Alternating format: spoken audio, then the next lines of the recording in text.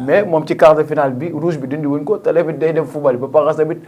kii di Donald Trump génn sax di féliciter la FIFA ne leen li ngeen def moom mooy dëgg na ko jàngatee day waar de. xam nga Cheikh.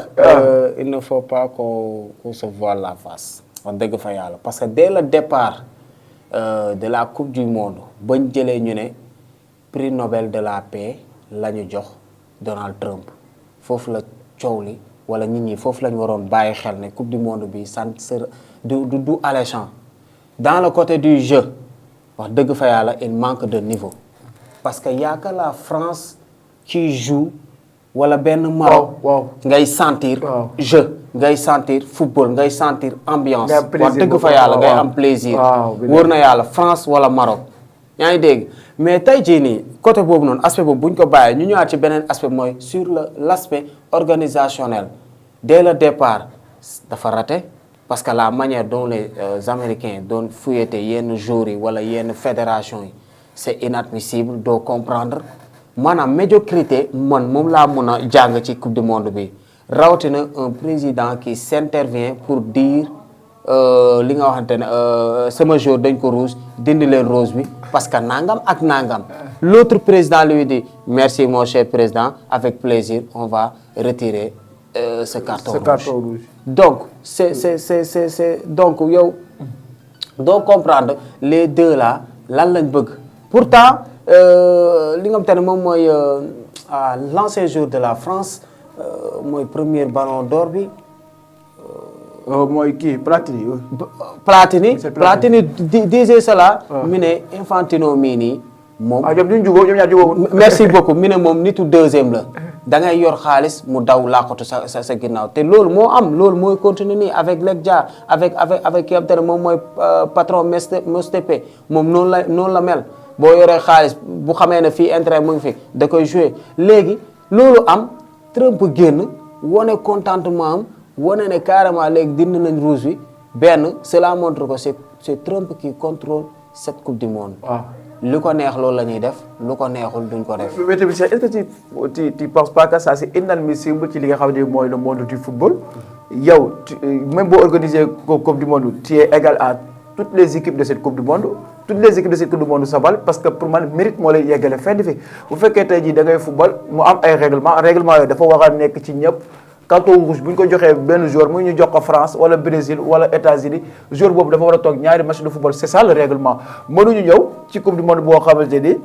États-Unis bi ko organisé moom day jalgati règlement bi ñu bàyyi ko ci boobu léegi kon yeneen équipe yi nan la ñuy def est-ce que ça dina am benn égalité wala tamit dina joxaat li nga xamante ni mooy gëdd li nga xamante ni moom mooy coupe du monde. mais c'est une catastrophe Cheikh pour le football mondial. ñu wax ko ñu bañ ko wax c'est une catastrophe c'est juste que les équipes jouent. mais man mun naa waat ne tous les équipes qui jouent amuñu lu leen neex tous les joueurs qui jouent amuñu lu leen neex parce que li ñu gis ci coupe du monde bi ça n'a jamais été li nga xamante ne mooy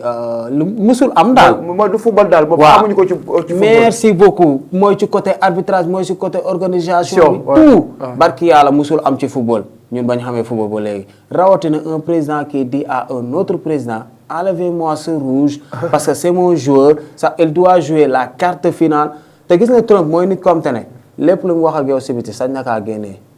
lépp lu mu wax ak yow ci biir sañ na koo génnee ne man maa wax diw naa maanaam moom day jàpp ne li mu wax c'est waxable day jàpp ne li mu wax war na ko mun a wax ci penc bi encore moom genre personne boobu la comme xam na ne waa ji peur la day d'accord.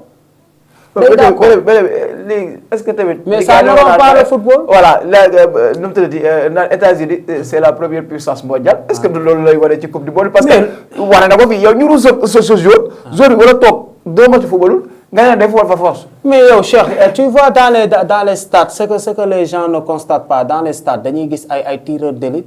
ci kaw stade yi ci ay États-Unis kay seen coupe du monde. lépp yow bañ doon jouer ak ñoom amical rek ñu ngi doon wane seen force militaire merci beaucoup léegi loolu ban chance la am yow tu joues avec un pays boo am te ne boo ŋaaŋee balaa ngay ñëpp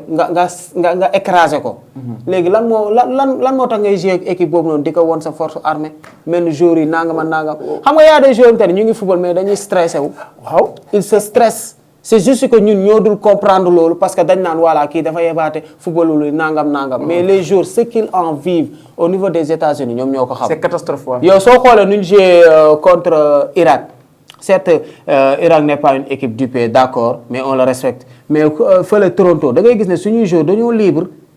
mais après ñu delluwaat da ngay gis ne suñuy joueurs il leur manque quelque chose pour ne pas ñu saltel victoire équipe bi ñu dóor yaa ngi comprendre mais dañuy xam ne y a quelque chose qui ne va pas c'est juste que les joueurs ne veulent pas en parler donc tey jii ni moom joué na ci ça n'honore pas le football c'est pour cela ce gars-là fait tout en sorte que mu mun a fekkee waat coupe du monde bii di ñëw mais léegi foofu loolu bu ñu ci taxawee parce que tey jii États-Unis ñu ngi koy defal privilège bu fekkee benn jour dañ ko rouge mu war a toog 2 matchs football ñu football loo ko Donald Trump génn di féliciter la FIFA te li nga xamante ni moom mooy ci quart de finale lañ jëm quart de finale ñëpp xam nañ ne ci yaa ngi ci cadence bi parce que demi-finale après finale bu fekkee yegg nga demi-finale boo joué wul finale bi di nga joué 3e place léegi États-Unis bi organisé ko di jouer ak Belgique bi est-ce que ci li ñuy njort maanaam États-Unis duñ ko privilégié ci kaw Belgique mais bien sûr Cheikh yow tu sais bien que yow Cheikh xam nga football tu sais que yow équipe organisateur ak beneen équipe bu ñu jouer tous les privilèges se rangent ci côté pays organisateur bi loolu moom on n'en disconvient même pas que ça soit nga am équipe bu baax que ça soit nga yor équipe bu bon rawatina équipe boobu te ne moom dëkkam dafa am xaalis économiquement parlant il est le premier donc équipe boobu noonu bu paree pour jënd arbitre da koy jënd te dara du ci am du ko ci fekk parce que FIFA déjà moom Amérique moom nii la ko téye moom bu ne ko wàccul day wàcc bu ne ko bul fi tufli loolu la koy def wax dëgg fa yàlla léegi nag Belgique kay mooy am mental d'acier mu jouer lu mu war a jouer lu mu ci am baax na waaw dëgg la de waaw lu mu ci match bu métti merci beaucoup lu mu ci am baax na même si c'était face au Sénégal ci lay gën a métti sax su ñun parce que ñee ay blanc lañ au moins dina am fam te ne voilà ay football moo fay génn mais gis nañ fi Messi mu gaañ fi nit carton jaune sax amu ko si avertissement sax amu ko si loolu tamit wax nañ ko def parce que nee na est-ce que le carton rouge bi li tax ñu dindi ko tamit gars yi ñi ngi wax ne Messi dafa def lu mel noonu te kenn carton rouge ko mais Colina génn na fi wax na fi nee na Messi carton foofu mënuñu ko carton parce que c'était pas intentionnel waay Samba moom secrétaire des arbitres moom patron des arbitres Colina ñëpp xamee ko woon il était le meilleur le meilleur des meilleurs kay merci beaucoup moom moo wax loolu ñu nangul ko loolu donc tey bu ñu dindee bu balagon bi c'est normal. waaw gars yi loolu la jox. moo tax Donald Trump di génn daan ne vous avez rétabli la vérité. léegi mu amaat beneen affaire. waaw moom mooy match Sénégal ak Belgique. Sénégal am na ci ñaari penalty yi benn bu ci gënoon a flagrant mooy bu ñu doon xoj Idrissa waddal. waaw mais dem Brésil moom la am ñu tiré ko penalty. waaw Brésil boobu la am ñu tiré ko donc kon jeex na léegi on n'y peut rien on doit être des téléspectateurs même bu ñu waxee ça ne va rien suñu wax du dem fenn c'est que dañ koy wax nii rek pour ñëpp xam ne dégg nañ ne wax nañ.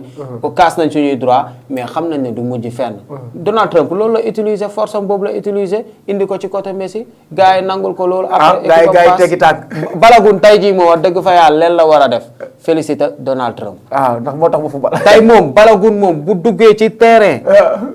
moom moo gën a mën a rey boppam que les autres jours. parce que li ko Donald Trump defal nii non c'est